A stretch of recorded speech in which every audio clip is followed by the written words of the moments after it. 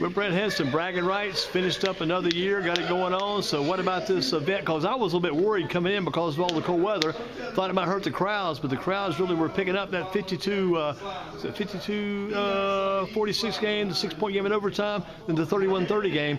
Boy, the crowds for those two games and the crowd involvement was just unreal. It was like the place was explosive. It was electric in there. Yeah, when we put the MLK Invitational together, I knew that we needed to find a good matchup for CPLA. So one thing I did is got on the phone and started calling around middle schools from different areas, and got one referral from one school, another referral, and then was introduced to Hallfield out of Mebane, North Carolina, and was hearing that their girls and boys team was pretty good, so I knew that would be a pretty good matchup. And like you said today, the Huskies came out of here with a win. I think that was the 1-point game. At 31-30, right.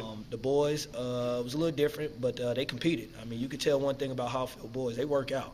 But CPLA, you know, they just came off a loss, so I knew they was going to come in here determined. But that Reedsville-Martinsville game, boys. Oh, man, that was a great game. That was the game of the week, the game of the month, and the game of the year all rolled into one. Yeah, one thing about Reedsville, when they come to play, they bring everybody to the gym, but they always play to the last second of the game.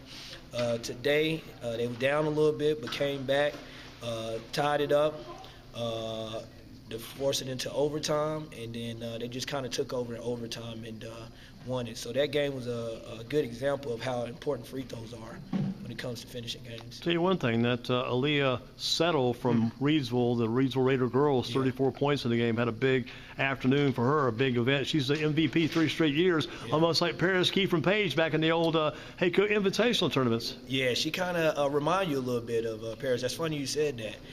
With her, she didn't even know today, and I actually told some of the people on my team that if they win and she wins the MVP, she'll make history with the MLK Invitational. And she's the first athlete here to win MVP 3 years in a row. 6 as a 6th grader, 7th grader, and as an 8th grader.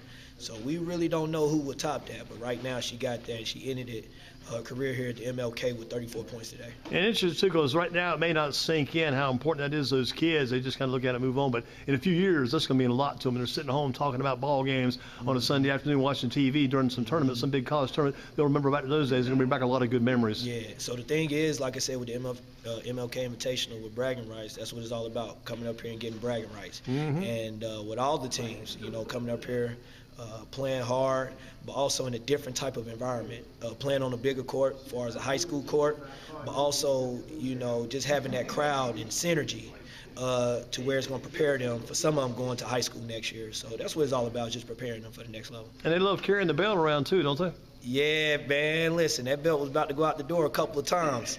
So this is one of the things that we added this year is the Bragain Rights Undisputed Champion. We got each year of when we've had the tournament. We started in 2023, 2024, 2025. So again, the thing was who's going to be the undisputed champ. We had 17 of them, but everybody was a champion as far as playing here. So what do you think about the success of the overall event? Because back on Saturday, you had some good midday crowds, and today the crowds, like I said, today they came in for a couple of those games. The people were coming in like crazy. I'll tell you something else like about the crowds too. The crowds at the concession stands were really big all throughout the day. The fish got a lot of people's attention, a lot of attraction to the fish, and the other concessions all did real well. Lines there throughout the day. Yeah, so the thing is, like you said, when people come to a basketball game, they want to be hungry. You're going to have popcorn, you'll have hot dogs and different things. But instead of getting in your car, cranking up, it's cold outside, and having to go through a drive-through and do all of that, we had fish, chicken, ribs, rice, beans, you know, different things like that. So it kind of made you feel like a big homecoming or a big cookout. Right. And so every time when Bragain Rights has an event, we always make sure that we have food on display so that, you know, it's an all-in-one situation. So we want people to just keep coming back. Again, we'll have a big bombshell this week. Hint, hint, legacy game. That's all I'm going to say. It'll be in February. The date will drop this week.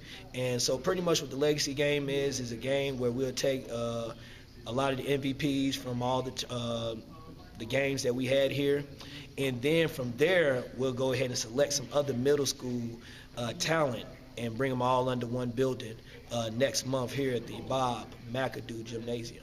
Say what's good stuff. Even the Smith, Golden Eagles head boys basketball coach, the men's coach, Derek Partee, I saw him ripping into a box of ribs. He was getting into it big time. Man, listen, man. If you didn't get them ribs, I'm going to highly recommend that next time we have an event, hint, hint, legacy game next month, definitely come here to get some ribs, chicken, fish, hot dogs, even the chili. Was good. But overall, everything was good.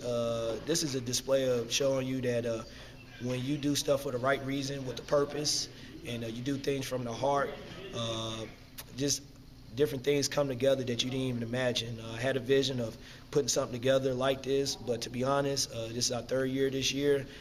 Never imagined that it would get this big, and to be honest, it's going to keep getting bigger and bigger and bigger. And you actually had wrote an article on me and my family, probably 2012, and talked about how our family has been involved in basketball for over 30 years, and so this is just another attachment to it. And so we're going to keep building that Hinson family legacy. Tell you what, that legacy's big too. The middle school basketball is a real good hot product right now. It's really warm, getting warmer. And girls basketball, since you got boys and girls both, girls basketball, that's where it is these days. Yeah, and you seen that in the crowd tonight, Hallfield versus CPLA. I mean, honestly, that was one of the big games of the night right there, outside of the Reedsville and Martinsville game.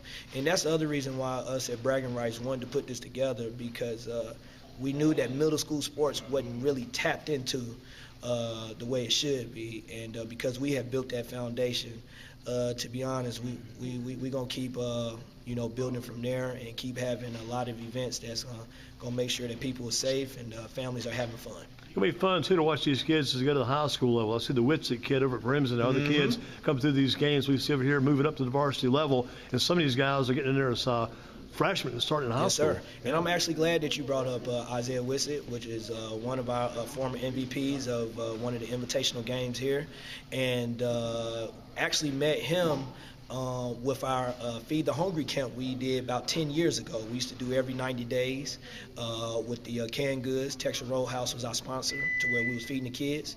And his dad actually brought that up to me when I seen him at the Hayco. And one of my good members on our team, Coach Wright, had brought it up and said, Coach, why don't you do your canned good camp again? And so we thought that it would be great to add it into the MLK Invitational to create a Bragain Rights weekend. So for now on, every year here in Greensboro, the Gate City tournament town, you can expect the MLK Invitational as a 3-day weekend on MLK weekend. On Saturday, we'll have games. On Sunday, we'll kick it off with the free canned good camp, to where the kids will just bring 2 canned goods, and then that's on Sunday, and then Monday we'll end up with games. So it's just good to have a place to come to. 3 hours on Sunday night just to come inside and play some basketball. Yeah, that's a good thing right there. Just to show up, get inside the gym, got a nice warm gym to play in, and some good basketball to play with. Yeah, and so we had over 75 kids to show up. Excited. Yeah. And so parents are already asking about the next free camp, so I can go ahead and let you know right now that we have plenty more of those free camps with the canned goods. So be looking out for that this week too, because we will drop the next date for that. Well, you're going to see a lot about you guys on our website, GreensboroSports.com. Also, tell them where to go directly to catch up with you. Well, they can go to our IG page, Bragain_Rights, and they'll find all the information, all the updated game data and those different things. And so that's where you can find out our next events, and all of that is our IG page, Bragain_Rights. A lot of interest, too. Got teams from Winston-Salem, Martinsville, Virginia, Danville, Virginia, Mebane, all over the place coming in and playing these games from all outside the area coming in. They really want to get involved. It's working good for you. Yeah. The thing is, we done found out is a lot of schools and a lot of cities are not given these type of opportunities. And for us, we all about opportunity, and we want to keep giving that out. So any teams out there in the Greensboro area, Winston-Salem, Mebane, the Virginia area, we're calling you out right now. We would love to invite you to the next MLK Invitation. But we also have a lot of different things starting out next middle school season as far as middle school basketball games. But like I said, in February, we'll have the Legacy game, and that date will be out this month. I'm looking forward to one day, maybe about 10 years down the road. We got the Hinson Academy. We got an actual Hinson school with Hinson basketball teams on all levels. Might be seeing that someday. You never know. I'm glad you said that too, Andy. This is 2025, so I'm going to go ahead and put it out there.